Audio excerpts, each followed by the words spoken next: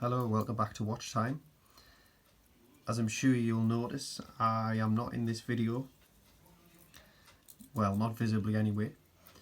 And that is so that you can get the best possible look at this watch. Because I have to say, there is very little out there about this company. Which I suppose you could take two ways. It could be a good thing or a bad thing. But I'm hoping this video will help anybody who's deciding if they want to buy this or not. That's kind of what these videos are always for, aren't they? So let's get it on the camera there.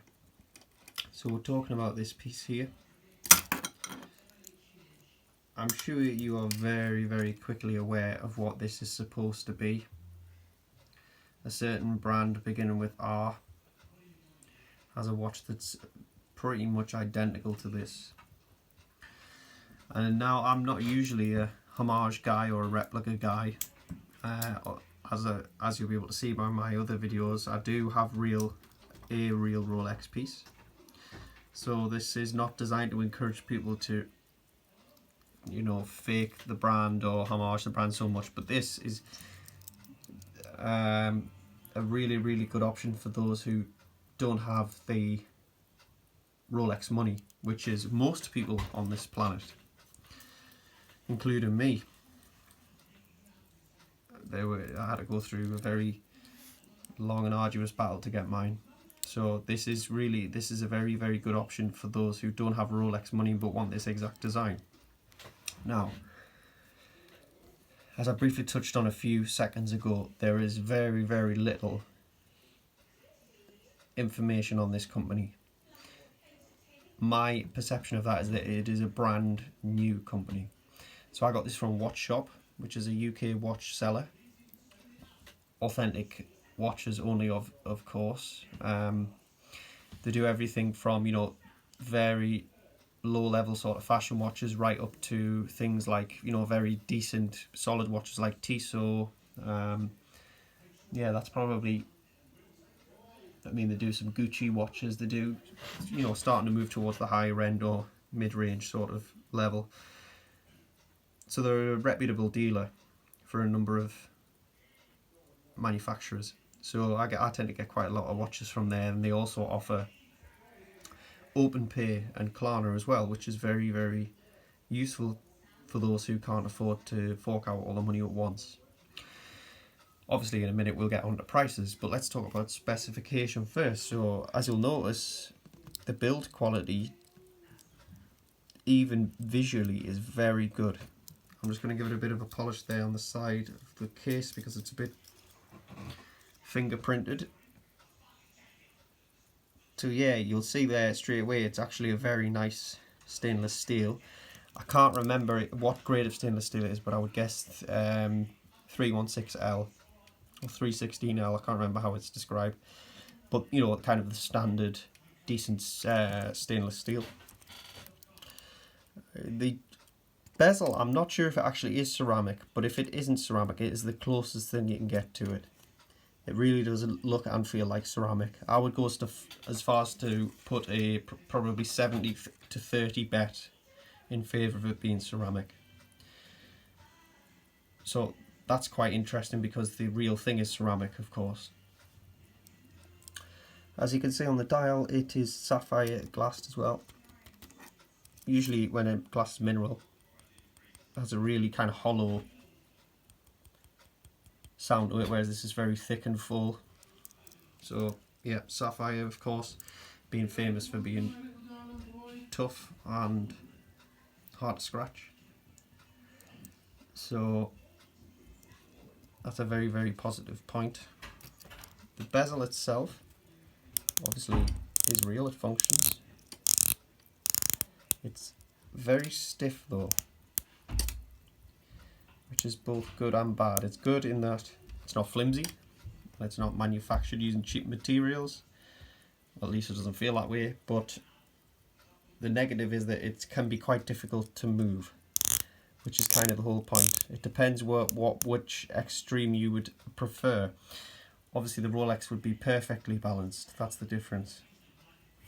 You may notice as well that it's very, very slightly off center, but that's not something that bothers me. But there are many people out there where that would really mean that they could not carry on using this watch. Some people are very, very particular about having the alignment right on everything, which I understand. It's not something that bothers me personally, but it is something that happens. Crown there, very basic. It is screw down, which I'll show you.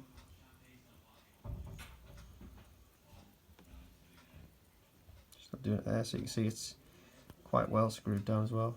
So there you go. And you'll not be able to hear this, but you can feel it. Manual winds, screws back in. You probably get about 6 or 7 turns out of it to screw it down, so it's quite significantly a screw down case. And with it being the screw down case that it is, and being stainless steel, it is 200 meters water resistance, which is very, very good. It means you can do almost anything but dive to a very significant depth in it. So you could swim in it, you could use it for any household activities. There's many things you can do in this watch and not have to worry about it becoming damaged through water, as long as you have that crown screwed down. Obviously the back is not exhibition, it's just a standard steel back which is screwed down, obviously to promote water proofing. You can see some information there. Water resistance 20 atmospheres or 200 meters, sapphire glass, stainless steel. These are all just things I've already told you. So talking about the general feel of the piece as well, it feels really heavy, which is consistent with the real thing, the Rolex. The Rolex also feels really heavy, and the case especially is extremely high quality in my opinion. Obviously we will be factoring in the price in a minute, which I'll tell you about in just a second. The bracelet is manufactured very well.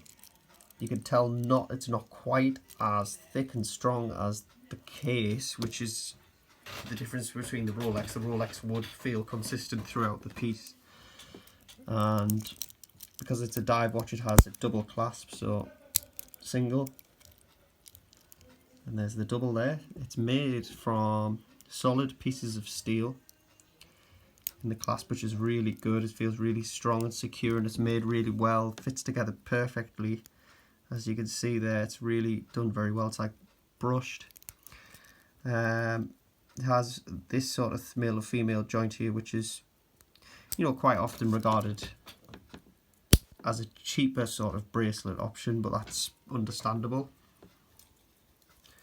It's signed with the depth charge branding there, which is quite subtle, nothing too silly. It's kind of the same place that the Rolex or branding would be, or Omega or whatever, Breitling.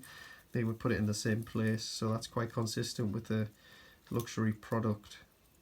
The bracelet is actually solid, unless they've done an amazing disguise job. That is solid there, and it's removed using the standard pins there. Interestingly, it does actually have so when you use these watches to dive, you can adjust the size of the bracelet to fit over a wetsuit. So you would just do that there.